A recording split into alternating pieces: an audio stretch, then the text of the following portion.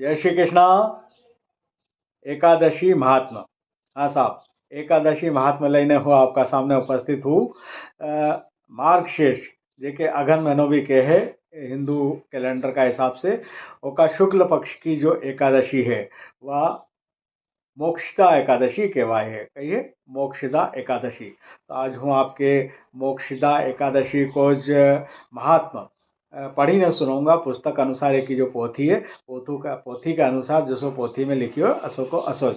और विशेष या सब जो है एकादशी एको खास महत्व है। कई है महत्व और कई एको पुण्य फल प्राप्त हुए है। वो मैं आपके इन्हीं पोथी जो पढ़ूंगा एक में बताऊंगा।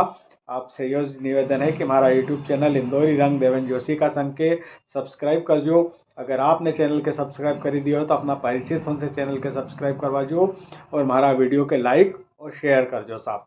तो मार्गशीर्ष यानी कि अघन महीना की शुक्ल पक्ष की एकादशी जो मोक्षदा एकादशी कहवाय है ओको महात्मा हूँ आपके पढ़ी के सुने रही हूँ। महात्मा पढ़वा और सुनवा वाला के भी उत्तरोज पुण्य फल प्राप्त हुए जितनो इन्हीं एकादशी को व्रत करवा वाला के मिले है। तो सब हूँ पढ़ी रही हूँ। हमारे तो पुण्य फल मिलेगो ज मिलेगो, बाकी आप सुनोगा तो आपके भी एको पुण्य फल पूरा को पूरा प्राप्त होगा। और अगर आप एकादशी को व्रत करो हो व्रत राखो हो तो आपके एको महात्मा अवश्य करीने सुनना चाहिए, क्योंकि आप एको महात्मा सुनोगा तो ज आपके एकादशी व्रत को पूरा पुण्य फल प्राप्त होगा साहब। तो एकादशी महात्मा जो पुण्य मतलब महात्मा हूँ आपके पढ़ी ने सुनाई रही हूँ। या पुस्तक हमारा हाथ में है एकादशी महात्मा की, एक में जैसो लिखियो है असो को असोज। अथ मोक्षदा एकादशी महात्मा। श्री युधिष्ठिर बोले कि हे भगवान, आप सबको सुख देने वाले हैं और जगत के पति है, इसलिए मैं आपको नमस्कार करता हूँ। कृपा कर मेरे एक संशय को दूर कीजिए। मार्गशीर्ष माह के शुक्ल पक्ष की एकादशी का नाम क्या है और उस दिन कौन से देवता की पूजा की जाती है और उसकी विधि क्या है? भगवान मेरे इन प्रश्नों का उत्तर देकर मेरे संदेह को दूर कीजिए। भगवान श्री कृष्ण जी बोले, हे राजन, आपने अत्यंत उत्तम प्रश्न किया है। आप ध्यान पूर्वक सुनिए। मार्गशीर्ष माह के शुक्ल पक्ष की एकादशी मोक्षदा के नाम से प्रसिद्ध है। इस दिन श्री दामोदर भगवान की पूजा धूप दीप नैवेद्य आदि से भक्ति पूर्वक करनी चाहिए। अब मैं एक पुराणों की कथा कहता हूँ।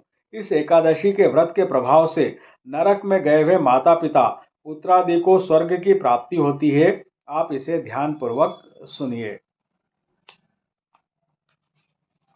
प्राचीन गोकुल नगर में वेशामक नामक एक राजा राज्य करता था। वेशामक नामक राजा राज्य करता था। उसके राज्य में चारों वेदों के ज्ञाता ब्राह्मण रहते थे। रात्रि को एक दिन स्वप्न में राजा ने अपने पिता को नरक में पड़े देखा। उसको स्वप्न का बड़ा आश्चर्य हुआ। प्रातःकाल होते ही वह ब्राह्मणों के सामने अपनी सब स्वप्न कथा कहने लगे। ब्राह्मणों, रात्रि को स्वप्न में मैंने अपने पिता को नरक में पड़ा देखा। उन्होंने मुझसे कहा कि हे पुत्र, अब मैं नरक भोग रहा हूँ, मेरी यहाँ से मुक्ति करो। अब मैं क्या करूँ, कहाँ जाऊँ? उस दुख के कारण मेरा शरीर तप रहा है। आप लोग मुझे किसी प्रकार के तप दान आदि को बतावे जिससे कि पिताजी को मुक्ति प्राप्त हो सके। उस उत्तम पुत्र का जीना व्यर्थ है जो अपने पिता का उद्धार न कर सके।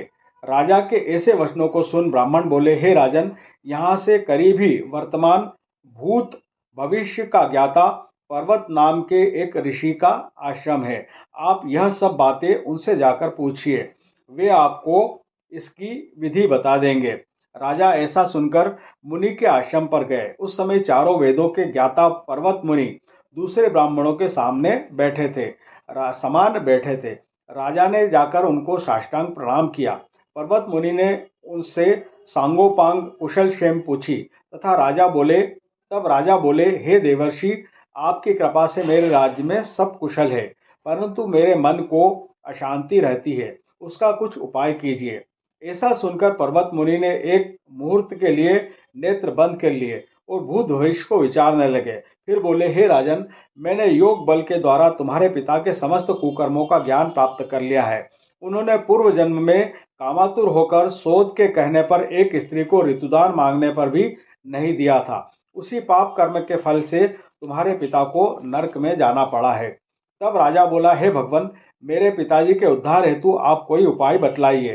तब पर्वत मुनि बोले, हे राजन, मार्गशीर्ष माह के शुक्ल पक्ष में जो एकादशी होती है, उस एकादशी को आप उपवास करें और पुण्य को अपने पिता को संकल्प करके छोड़ दे, संकल्प द्वारा पुण्य पिता को दे दे।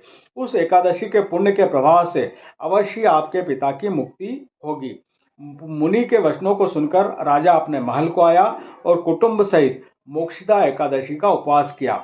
उस उपवास के पुण्य को राजा ने अपने पिता को संकल्प छोड़ दिया। उस पुण्य के प्रभाव से राजा के पिता को मुक्ति मिली और स्वर्ग में जाते हुए अपने पुत्र से बोला, हे पुत्र, तेरा कल्याण हो। यह कहकर स्वर्ग को चले गए। मार्गशीर्ष माह के शुक्ल पक्ष की मोक्षदा एकादशी का जो व्रत करते हैं, उनके समस्त पाप नष्ट हो जाते हैं और अंत में स्वर्गलोक को जाते हैं। इस व्रत से बढ़कर मोक्ष देने वाला दूसरा कोई भी व्रत नहीं है। इस कथा को सुनने व पढ़ने से वाजपेयी यज्ञ का फल मिलता है। इति श्री अथ मोक्षदा एकादशी महात्म्य।